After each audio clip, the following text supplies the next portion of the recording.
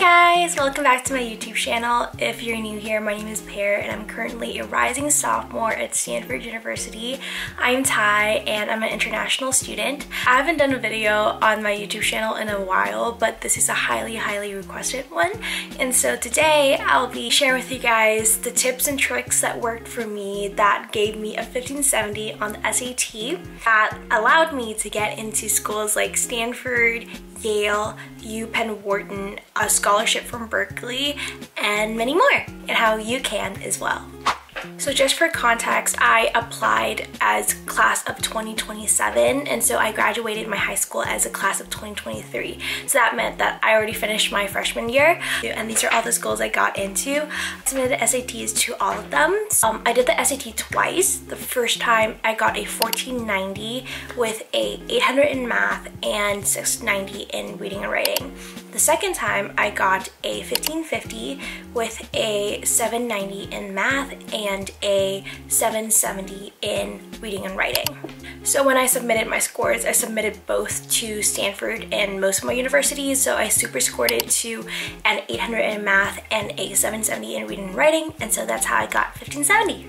And also just a note, I took the SAT when it was on paper, and I know that currently the SAT is now digital and online, so there might be some differences. However, I'm pretty sure the material itself is very similar, and I think it applies in terms of test taking strategies. And just a disclaimer that this might not apply to you, or it might be different from each person to each person, but this is what worked for me, and I just hope that being able to share this with you guys will be fruitful and helpful in some way. Before we get into the video, I'd like to say a huge thank you to today's sponsor, Acely. Acely is a tool created by Junie Learning, and I'm so excited to be partnering with them for this video. So what is Acely? Acely is an AI-powered SAT, ACT, and AP test prep practice tool. What I really love about Acely is that if you want to ace the SAT from the comfort of your own home, you can practice with thousands of real test questions. The AI then teaches you how to get the answers right, and they're bite-sized practice sessions, so that means that you don't have to SAT prep in one sitting. You can kind of choose which times are most available for you. If I had this when I was practicing for the SAT, my life would have been so much easier because Acely delivers personalized adaptive test prep through AI technology. The AI will create an adaptive plan that's specifically for you. I just feel like there's not that many tools out there that really help students kind of understand the new digital SAT. When I was studying for the SATs, I was really much struggling with identifying what is a pattern in the questions that I kept on missing. Using Acely's tool will help you be better adapted to the adapted SAT. They also have a very flexible subscription model, and it makes achieving your goals super affordable. Acely can just be like your AI tutor, coach, and study buddy all in one platform. Isn't that cool? If any of you guys are interested in Acely services and using them, you can head over to the links down below and get a unique discount code as well. Let's get back to the video, and thank you Junie Learning so much for sponsoring this. Alright, so tip number one. My first tip is to read the question first. So before you read the reading passages, read the question first so that you know what exactly you're looking for in the passage. I always get lost in them, and then I forget what I just read or what the main idea is, and you cannot do that when you're in the SAT because it's timed, and if you have to read the passage 2 times or 3 times, that takes away a lot of your time already, right? So the important thing is, how can I ensure that with just one single read of the passage, I get the main idea, I understand what the text is about, and I also know what the question is asking so that I know what I'm looking for. The format of this video is also just going to be, I'm going to be giving you the tips, and then I'm going to be showing you guys how that applies in the actual SAT itself and giving an example of how that would work out when reading an actual passage. So for this one, the question here says that which choice best states the function of the underlying sentence in the overall structure of the text, right? So now that it's talking about the underlying sentence, I'm gonna go read the underlying sentence, which says, using data spanning blah blah blah blah, the team compared over annual earnings to actual earnings. So I just really much just looked at the main words, the main keywords, which are compared, earnings, actual earnings, and using data. So now my question after reading this underlined portion, which the question brought me to this point, is why am I comparing this data to the earnings here to the earnings here? So in order to understand that, I'm gonna go read the top and below the underlined portion. So here in the top it says, a study by a team suggests that exposure to sunshine, blah, blah, blah. So basically what the first part is about is that you're talking about the study, right? So now I know that they're using this data for this study. I wanna separate the different portions. Okay, so here in this chunk, I'm gonna call this chunk number 1. So this chunk number 1 is about what the study is about, right?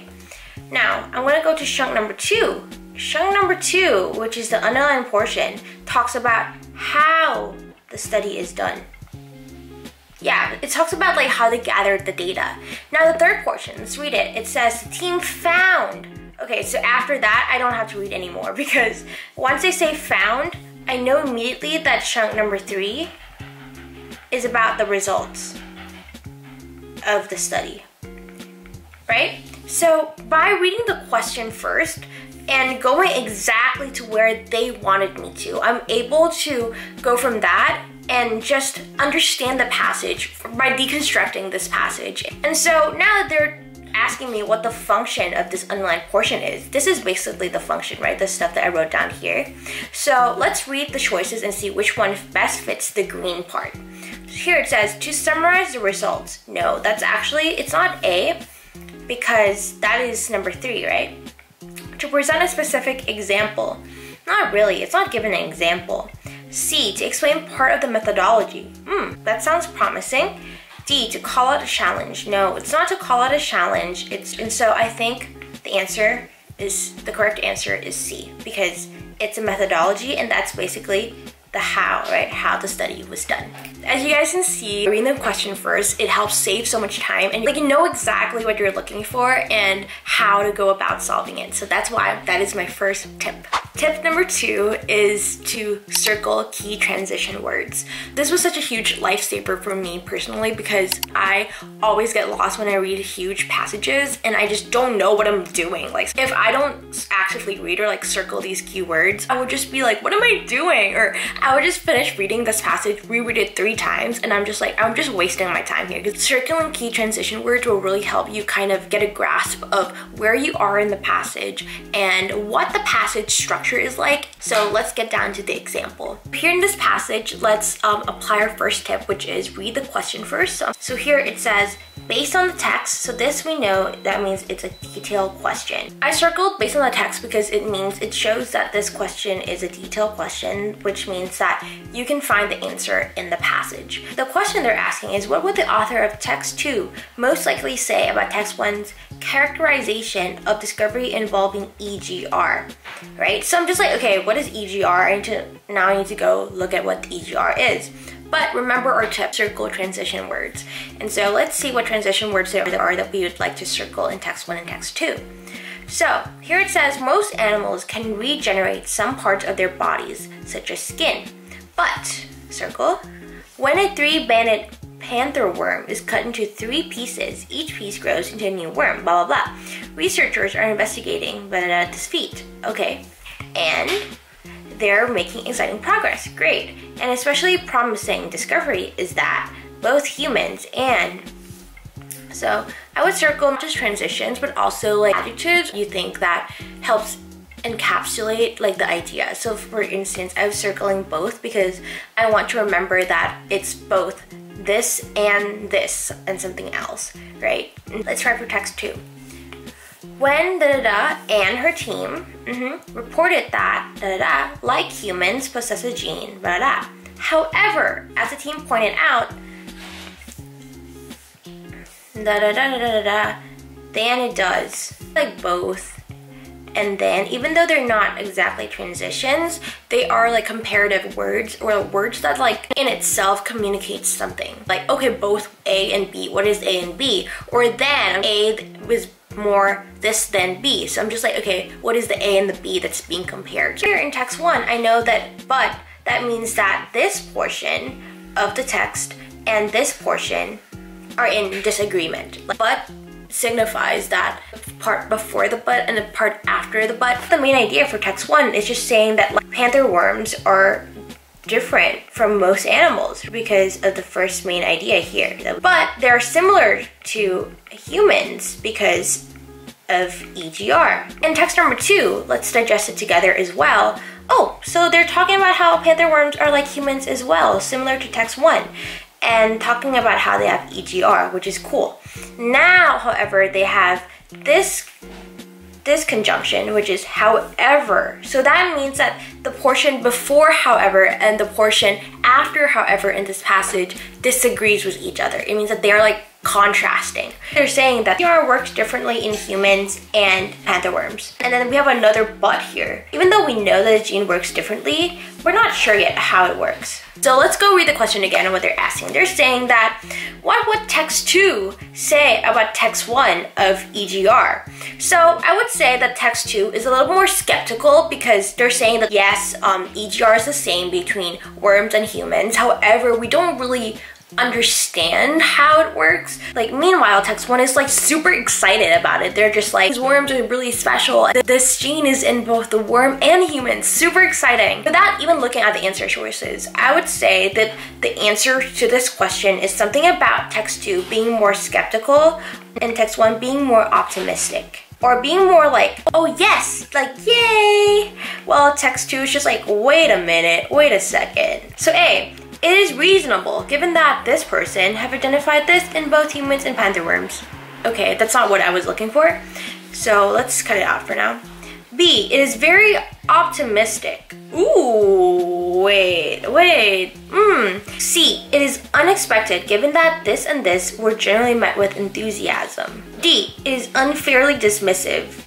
Like, all the analysis I did before was all dependent upon these conjunctions and these transition words. And I didn't even read like the answer choices, so which one best fits like the answers in my head?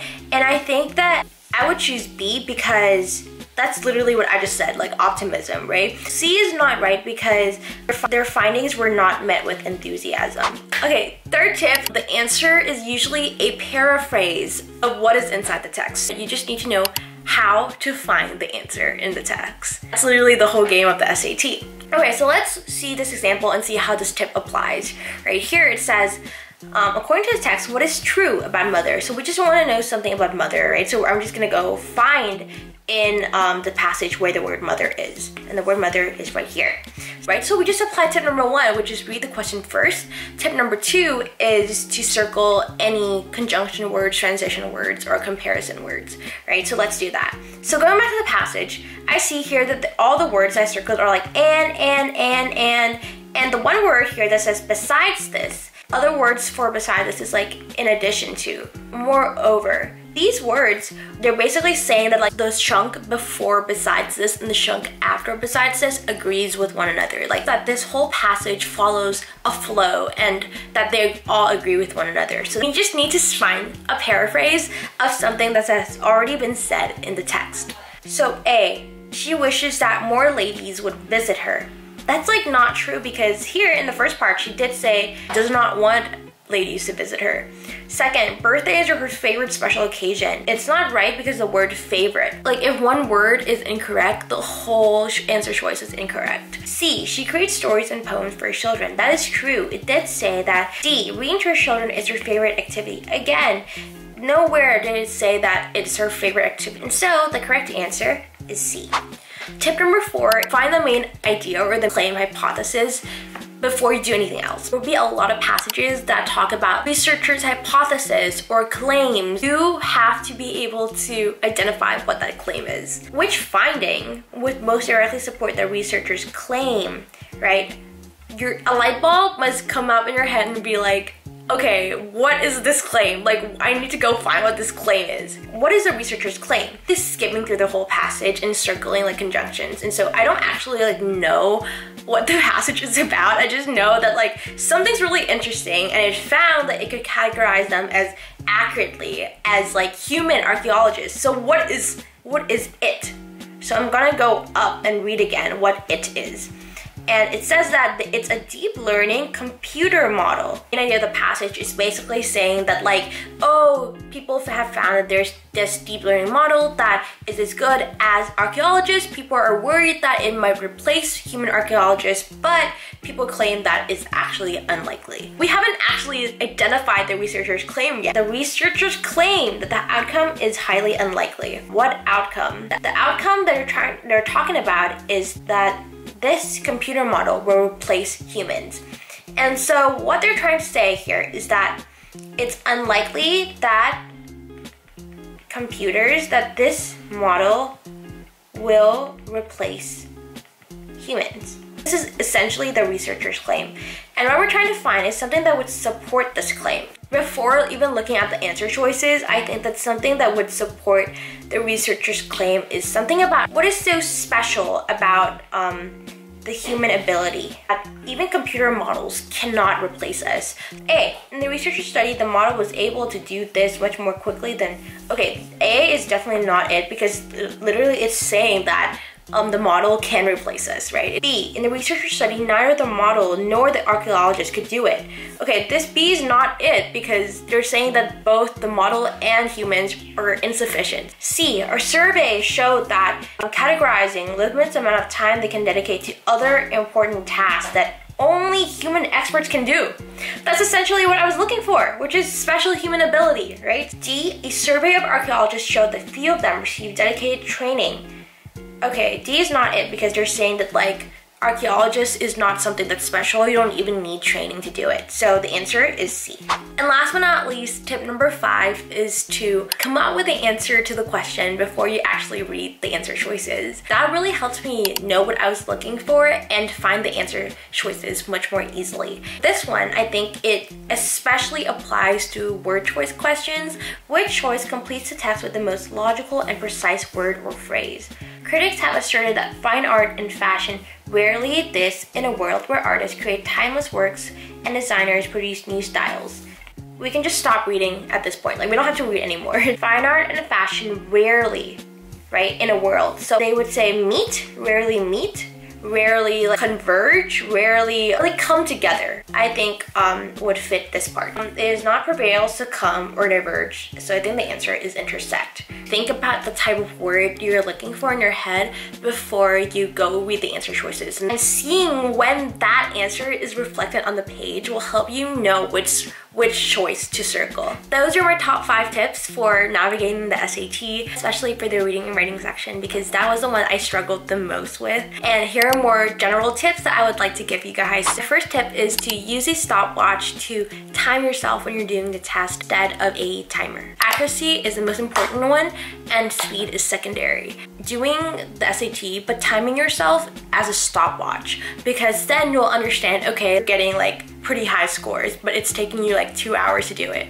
right? You'll kind of have like a sense of the time that it takes for you to get this score. And you're like, okay, how can I improve and how can I make it faster, but make sure that the accuracy still stays the same? That's something that I did to myself, and that's also why I realized that I was taking too much time rereading the passages 2 or 3 times, and it was eating up my time. My second tip, not every 1 point is equal. A lot more time to the harder questions and less time to the easier questions. Even though every single question gives you 1 point equally, the questions are not equally as hard. So not every 1 point is the same, but these 1 points that you gain from these more challenging questions that you got wrong previously will be the reason that it increases your score or changes the growth of your SAT. Because that is gonna be like the main tipping point, right? When you're at a point where you're trying to increase your score, getting the questions that you know that you'll get correct is good, but the main tipping point or the main thing that's gonna change your score from what you had previously to a higher score is all these harder questions, these challenging questions that you're kind of like, how do I do them? My strategy is to give yourself more time to do these questions. And my last and third general tip is don't make assumptions. The answer is right in front of you. It's inside the passage. If one part of the answer is wrong, it's all wrong. Answers are usually a paraphrase of what's already written in the text. It's a game of finding the answer. That's literally like the whole technique of this whole video, is like, how can I help you guys better find your answer as fast as you can, as accurate as you can? So those are all the tips that I have for today. I know that it's all mostly in the reading and writing section, and the reason is because I was someone who struggled a lot with that section. For me, it was much harder to increase my score in the reading and writing section. That was why I focused a lot on it in this video.